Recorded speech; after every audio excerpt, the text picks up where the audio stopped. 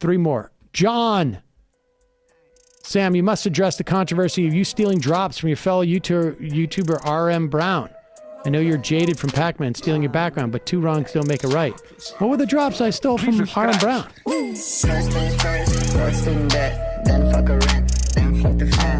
Okay, guys, we got to respect our elders. You know what I mean? We got to respect our elders. For example, Sammy Cedar. I respect him. You know, I admire him. But there's some elders who I have a hard time respecting because they have, in the words of the great Carl Jung, doo-doo dipes. And I got no problem with people giving financial advice and making money, giving it financial advice. You know, do I have any problems with that? No. But this guy, Dave Ramsey, has really been stepping in it lately.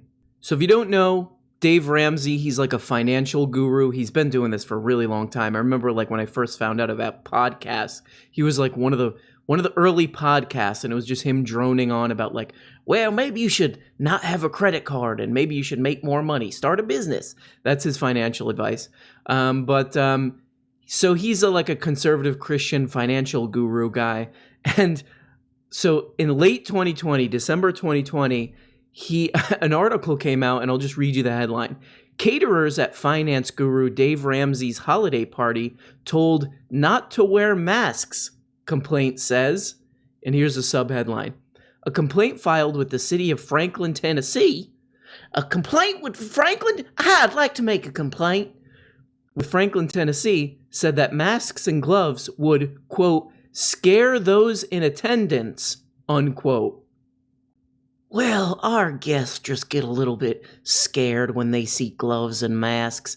You know, they're like, oh, is that a human or what is that? I want to be able to cough right into the face of my servants. It's just me. It's just who I am. It's how I express myself, and it's my love language. He's also a real anti... I'm going to have a hard time getting this line out. He's a real anti-mask dingus. Bad Barbie. He's done episodes of his show where he's like going off about someone made me feel bad because I like to walk into the frozen yogurt place and cough all over the toppings with no mask, and that's how I live. So he's forcing the people who cater his parties to not wear a mask because, it'll make people uncomfortable. And he refuses to, help out, just being a decent person to valuable frontline workers who change his Huggies to shove a mask over your sourpuss. He can't be bothered to do that, so I got a few problems with him, to say the least, okay? This is something I have a lot of problems with. Do I have no problems with him? No. So let's hear a little bit of a pattern with maybe not really a whole lot of respect for people who don't have a lot of money. Maybe looks down on them a little bit. I'm kind of getting the vibe there, but let's see. I don't know. Let's look at him on Fox News and see what he's got to barf out. So they're talking about forgiving student loans here. It's simply not going to happen. Dave, I just think there's a moral hazard doing this. You're young. Absolutely. You signed a financial contract. You have an obligation to pay that money back. I like this guy. So Dave Ramsey agrees with, but I love this guy here. If you just go back and listen to what he says, it's kind of interesting because he goes, you're young. This is a moral hazard because you're young. You signed a contract. You have the obligation to pay it back. It's kind of funny if you think about it. You're young. You signed a contract because that sentence makes perfect sense. That's what I always say. Hey, the younger you are, the more responsible you should be for the contracts you sign. Like basically a baby is the most responsible. Like I got a baby to sign a contract the other day that he would give me all his grapes and all his smashed up food that they eat. And now I'm entitled to 50% of that kid's food for in it ad turnum ad nauseum in excelsis Deo. Okay. I mean, that doesn't make what it should be is, hey, you're 45 years old. You've been alive for a long time. You know how this stuff works. You should know when you're signing a bad contract. But this guy's like, you're a kid. You should know what you're signing. And by the way, like a big part of what they're talking about here relies on the idea they're pushing the whole environment in which student loans are taken on out of their minds. And that's the real problem. And a lot of people are commenting on this video, and they're missing the forest for the trees a little bit. Are they getting this right? No. So then they're Bad Barbie. which is that think about when people sign student loans. They're kids with a bunch of pressure from other students, teachers, family members, parents, all this crap, and statistics that say, oh, you're going to make X percent more, large percent more if you have a college degree. And of course, there's a social pressure of having a degree and a social stigma of not having a degree. And you're 18 years old with all this crap. So is that like is that just in a vacuum that people are making that decision? Weird that that's not considered. But no, you're a kid. You signed that contract, you child. You signed a contract. You made that decision in a vacuum, a rational decision. You had nothing else influencing. You just said, "Oh, I would like to sign this contract. Let me take a look. Oh, that's a nice contract. Look at that line. I'm gonna put my little signature on that little mother clucker right there." And listen to this answer. Like, I honestly cannot make sense of this answer. This guy gives financial advice all day, and listen to this answer. Dave Ramsey. Guy who anti-masker Dave Ramsey. Here's his response to those kids need to pay that debt back. Absolutely. Well, listen, there's some situations where folks are hurting, and this thing has it's gotten completely out of hand. Yeah. I mean, there are people's lives who have been destroyed by this program. Somebody needs some relief somewhere. I'm fine with that. But this has nothing to do with really helping people. This is a political gimme by progressives. Can anyone make sense of what he just said? This is destroying people's lives, but giving them relief on that, it just doesn't make any sense. Okay, bye-bye. It's almost like the punchline was divorced from the setup. You know what I mean? Like, he's like, yeah, this is really destroying a lot of people's lives, but we shouldn't do anything about it. Well, have a good day. I'm Dave Ramsey. And he gives no prescription in here at all about what to do, about how to fix this. It's just like, it's Fox News. They're like, no, it's good. Nah, we don't need to do anything about this.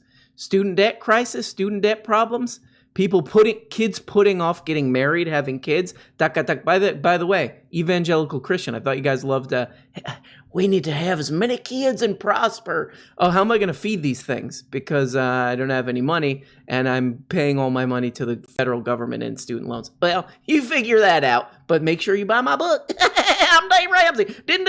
Don't wear a mask. Yeah. I mean, there are people's lives who have been destroyed by this program. Somebody needs some relief somewhere. I'm fine with that. But this has nothing. He's like, somebody somewhere might need, I don't know, there might be one guy. He's like, I took out student loans. I'm a real dip. Why did I do that? I should have just worked at Dairy Queen because I got to get a free Blizzard every shift. This is from his own channel. This here is from his own channel. I'm just going through the thumbnails, and I've watched a bunch of these, and you can watch them. 200,000 student loan, and I only make $45,000. How do I tackle my student loans? Dave Ramsey's solution to the I'm $500,000 in student loan debt, $154,000 in debt at 24.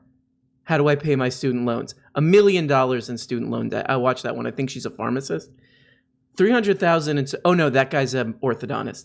300,000 in student loans. Need advice. How can I pay off my student loans? 360,000 in student loan debt. I mean, on and on and on. 163,000 in student loan. There might be someone somewhere. Hey, maybe one of the hundreds of people who call your show. I don't know. Could any of those be it? 200,000 in student loans for a $33,000 job. Was it worth going into $500,000 debt for this? I owe $430,000 of student loans, $429,000 student loans. Okay. Bad Barbie. There might be someone somewhere. I don't know. There might be someone somewhere. Here's another quick thing. Dave Ramsey, I think he's about 60 years old. So he went to school. He went to university. He went to uni probably around 79, 80, let's just say. So let's take a look at this. Let's take a look at how prices have gone up. 79 to 80 academic year. Private college tuition, fees, room and board, 17 G's. Public college in-state tuition fees, room and board. So that was private. This is public, 8 G's, okay? So let's just look at public. So you go to a public school, you're paying 8 G's. So let's look at today. So remember, 8 G's. What is it now? 21? Ugh, what? Here's a fun little fact check here. Gimme by progressives simply trying to buy votes. And we know that because when you go from 10,000 in forgiveness to 50,000 in forgiveness, the people who benefit are not lower income people. The vast majority of people that have an average income or less have less than $10,000 in student loan debt. Mm-hmm. The vast majority of people who would be blessed by moving it from 10 to 50 are high income earners. Okay. So it still doesn't sound like he's for student loan forgiveness in general. I mean, he kind of agreed with the dude who was like, you made a deal. You made a deal when you were 18 and you got to stick to it. But he's saying basically like if you move it from 10,000 to 50,000, then that's going to benefit rich people. This is from Current Affairs. This is just like a little fact check. And this is from Elizabeth Warren's plan right now, because this is all kind of in the baby stage, this very idea of student loan forgiveness and $50,000 in student loan forgiveness and all this crap. So this is from Current Affairs. I'll put the link below.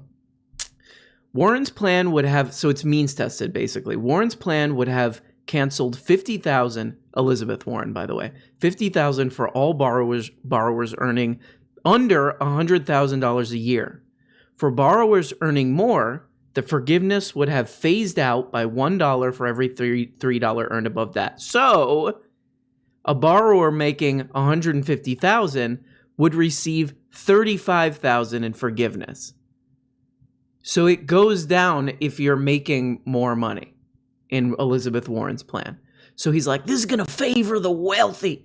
Oh, those fat cats taking their student loan forgiveness. Because you know it's all they care about. They're buying Ferraris with it, Logan Paul style. But no, it phases out.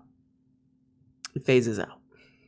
So there you go. Unless you think making over $100,000 is like, wow, if you're making over $100,000, that is a lot of money, you know. But like he's implying like these wealthy Jeff Bezos making all that money, his student loan will be the most forgiven. And by the way, the real important thing to know about all this student loan stuff is that it's always going to be a progressive thing. It's always going to be something that favors the not wealthy more because they're paying more, a higher percentage of their income to these student loan payments. It's always going to be a meaningful amount of money to them because they're poor, is what I was trying to say. So, I mean, I'm even willing to, like, you know, we could look at the numbers with Dave Ramsey if we want, but he just sounds like he comes on here. He's like, I got to say this on Fox News. Nope. You made a deal. You made a deal with the devil with all those student loans. And now you got to play that fiddle at the crossroads to get your soul back. Oh, no. This is what people are doing with their money, with those student loan payments. Flushing toilets. Bye. Flushing toilets. Bye. Flushing toilets. Bye.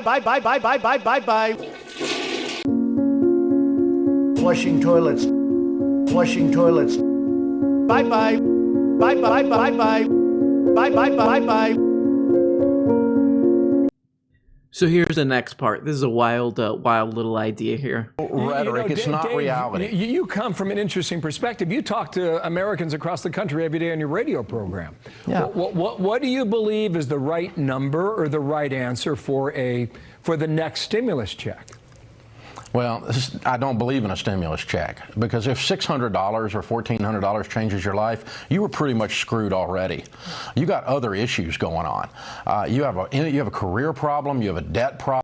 So this is the part of this goofball wandering into Chipotle and coughing into people's faces with no masks, like a giant baby that society has to take care of and change the Pampers of, because the problemo here is a lot of people lost their jobs. He's like, they got mental health issues. He's basically pretending that there's not a pandemic happening. He doesn't understand that a lot of people lost their jobs because of this thing. But he's like, oh, no, you got a problem. You got a problem. Yeah, but I was fired because I worked at this taco place. I work hard. I actually have 2 jobs, and I got fired from one, and the other one, the hours are reduced. He's like, well, that's your problem. Well, there's a pandemic. What? Never heard. Pandemic? Never heard of her. And by the way, just so that there's a little bit of backing on this is economic consensus at this point. Economists from across the country, at the biggest, most prestigious institutions, they're like, you got to give people payments. You got to give people survival checks, basically. But Dave Ramsey, you know what? I'm sorry. He's an economist. He's an economist, right? So he probably knows better. Oh, wait, what? What's that? He's not an economist. He's a failed real estate guy who then decided to give financial advice, even though he failed at real estate. And I can't keep it together for that little bit. And he went bankrupt and then decided to give financial advice to make money. Oh, I thought he was an economist. Okay. Oh, never mind. But he is an evangelical Christian, and you know what? I stand corrected, because that is in the Bible. That is in the Bible. Thou shalt not, the richest among us. This is from Galatians 9:11. It goes, that the richest among us shall not be taxeth even a little bit more, to help the poorest among us during a time of great plague. I mean, just imagine having that tude. Imagine having that tude of like, I'm not going to wear a mask. I'm not going to do people a favor. I'm not going to do people a solid who are working frontline jobs, helping me out. I'm not going to do them the solid of wearing a mask. F them. And also, those of them, these people who aren't making a lot of money lose their job during this time, as a lot of people have. They don't even deserve money to survive. And I'm a Christian. Hi, I'm preaching the teachings of Christ, of Jesus Christ, who says, "Let him starve." Let him starve. I think who said that? Jesus. It was either Jesus or the Apostle Jason or whatever said, they'll figure it out. This is something I have a lot of problems with. The muscular class. This really is... Toilets. Toilets. Oh, man. What is a virtual camera? I just pressed the wrong button on OBS.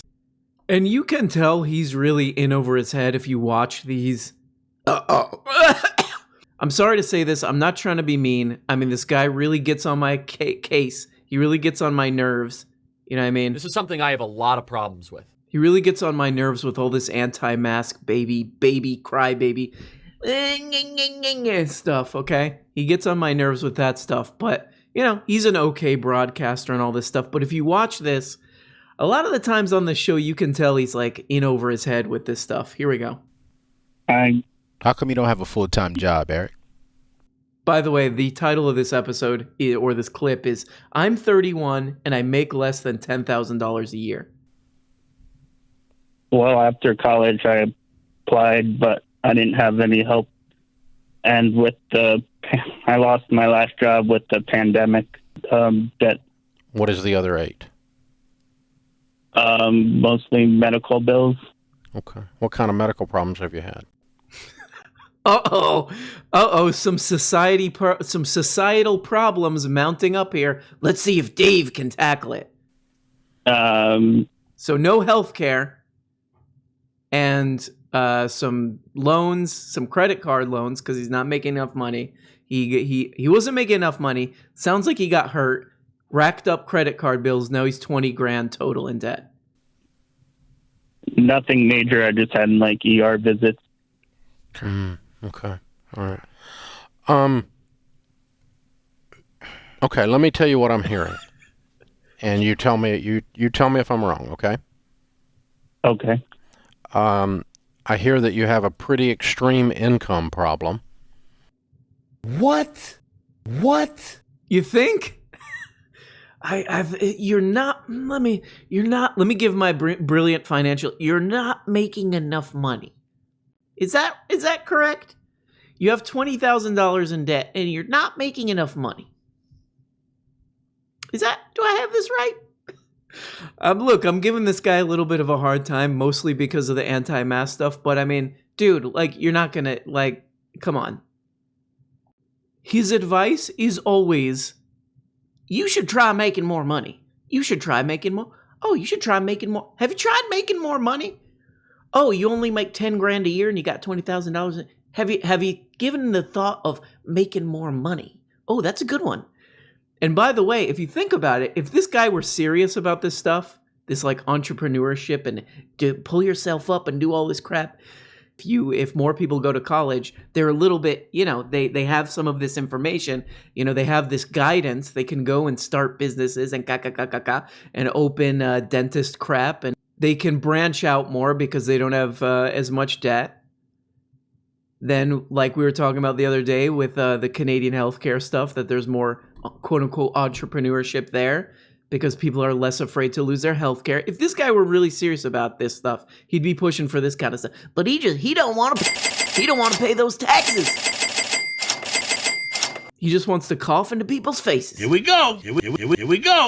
I mean, if we were to accept this dude's premise and be like, okay, these are personal problems. This is his mantra. This is his philosophy. If these are all personal problems, these are all personal failings. Oh, you made a big mistake because you're not virtuous and Jesus did not shine his mighty path on you. If that's the case, if this is all personal failing, then wouldn't you want these personal people to be more educated, to be able to get their health care so that they could make better decisions, Dave? I mean, do you understand that people make decisions within a environment, right? Can we get that together? Can we do that?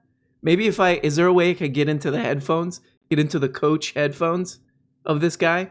So I'm a man of Jesus Christ, and I believe in morality and ethics, and I'm putting aside all the morality and ethics of like making a child, like a 17 or 18-year-old, make the decision of like, oh, am I going to be like a failure for the rest of a disgusting failure who didn't go to college? I didn't go to college, so I'm a failure and I can't find a decent job and now I can't get married and no one wants to marry me and I don't have a kid and I'm also, and also, by the way, I didn't have the opportunity to like learn. Oh, I didn't have the opportunity to learn things from very smart professors, things that I wouldn't have learned otherwise. And honestly, like I went to college and most people just think of it as this pure, like, I put the money in and then I get more money out. That's what college is.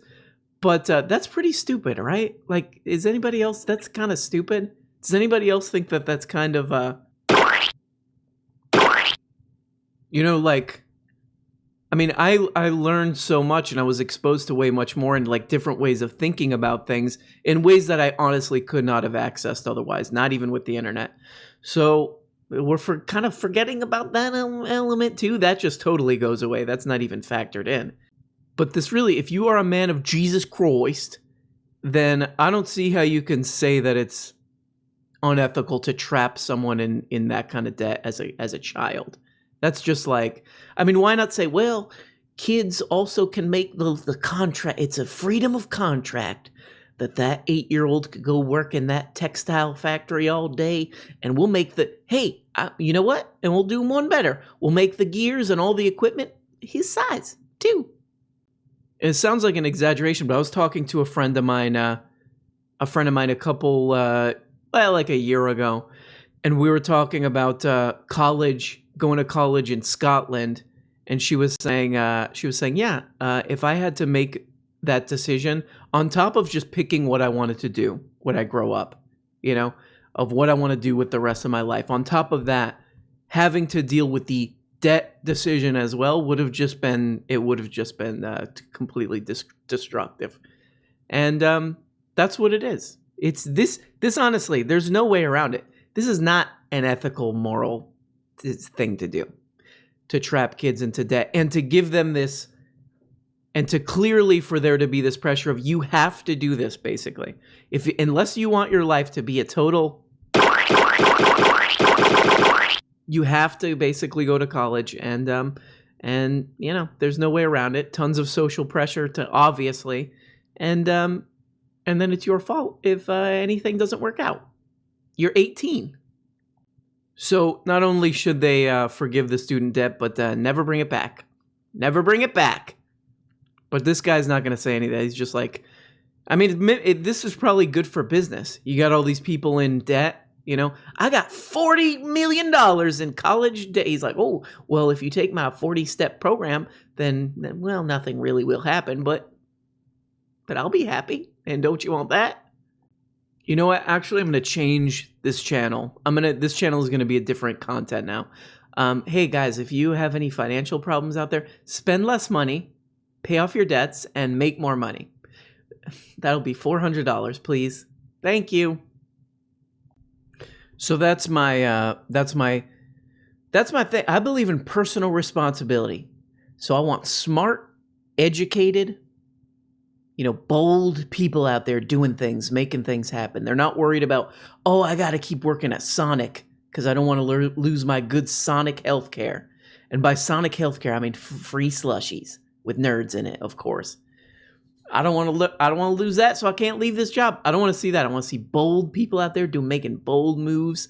They're educated. They're starting things. They're doing things. That's what I want to see.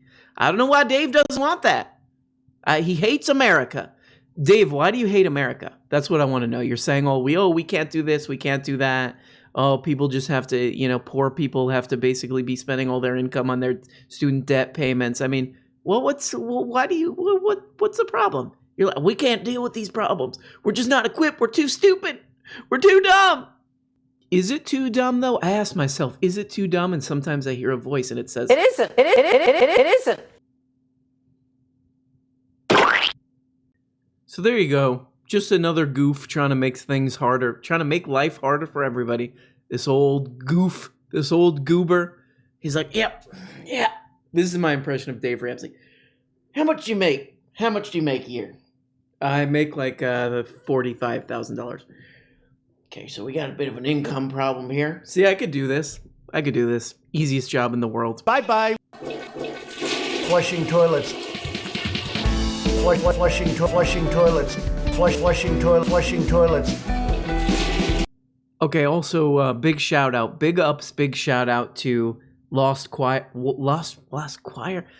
Chair Society. Go to his YouTube channel because he did that intro music, Lil Xan style stuff, and we love to see it, folks. And Bye. He's really Flushing toilets with those beats. Hey everybody, and thanks so much for watching this video.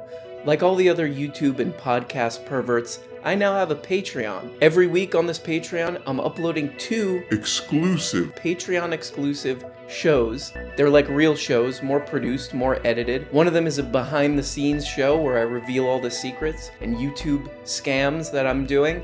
And the other one, I just reveal my innermost dark, cringe secrets.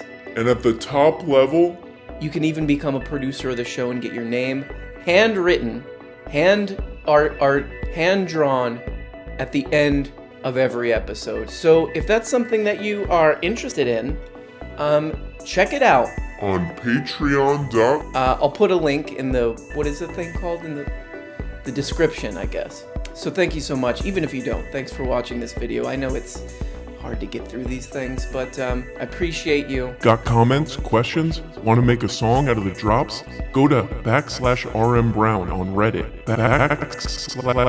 /RMBrown on Reddit. This show would be absolute garbage without the producers: Eden Joy, Derek Stoker, Apollo Crow, Liz, Martin Lee, Chelsea G, Derek Jesus Christ Wilson, Matt Rowe, Sebastian Delgadillo, Charlotte Glass, CEO of the Muscular Class, Beth Van Diver, I'm sorry about that, Beth. You know I love you. Ray Anthony Cox, Kevin G. Galuski. Oh, who's that? Oh, it's Mac. It's Mac. You know it's Mac. You can tell it's him. Krill Will. And we got D-Pad Chad. Burn Dubuel. Jake T.